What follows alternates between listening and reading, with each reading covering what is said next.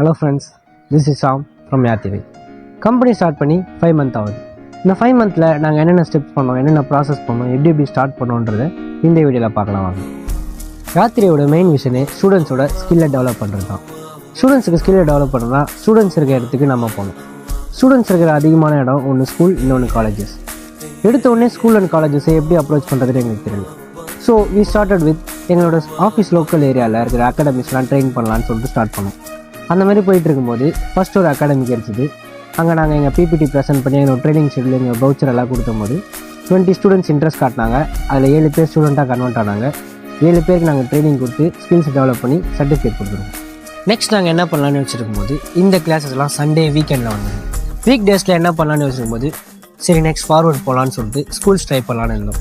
Schools try பண்ணும்போது ஸ்கூல்ஸ்க்கு quarterly days 20 டேஸ்க்கு முன்னாடி இருந்ததுனால ஸ்கூல்ஸ்லாம் ஜானில் ட்ரை பண்ணலான்னு சொல்லிட்டு சொன்னாங்க. மோஸ்ட்லி எல்லா ஸ்கூல்ஸ்க்கும் ஒரே டேட்டில் தான் எக்ஸாம் வரும்.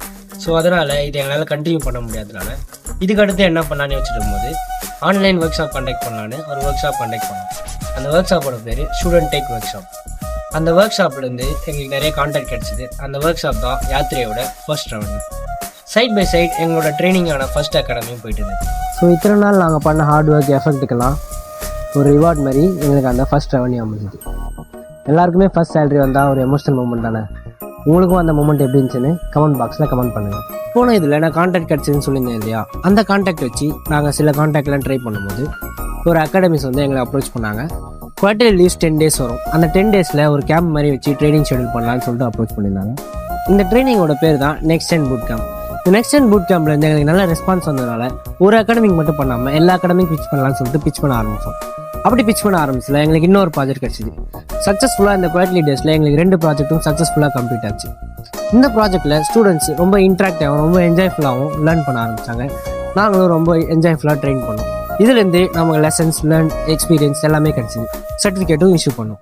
இந்த பூட் கேம்ப்லாம் கம்ப்ளீட் இதுக்கப்புறம் நாங்கள் என்ன பண்ணலான்னு யோசிக்கும் போது சரி எல்லா டீம்மேட்ஸையும் கூப்பிட்டு டிஸ்கஸ் பண்ணலான்னு சொல்லிட்டு ஆஃபீஸ் வர சொல்லியிருந்தோம். ஆனால் நாங்கள் டிஸ்கஸ் பண்ணல. நாங்கள் என்னென்ன பண்ணலான்னு சொல்லிட்டு உங்களுக்கு வீடியோவில் கிளிப்பாக வரும், பார்த்து தெரிஞ்சுக்கோங்க. நெக்ஸ்ட் ஜென் பூட் கேம்ப் நாங்கள் ட்ரெயின் நல்லா பண்ணனால அந்த அகாடமி எங்களுக்கு ஒரு 6 month ப்ராஜெக்ட் கொடுக்கலான்னு சொல்லிட்டு கொடுத்துருந்தாங்க. அந்த ப்ராஜெக்ட் நவம்பர்லேருந்து ஸ்டார்ட் ஆகி போயிட்டுருக்கு.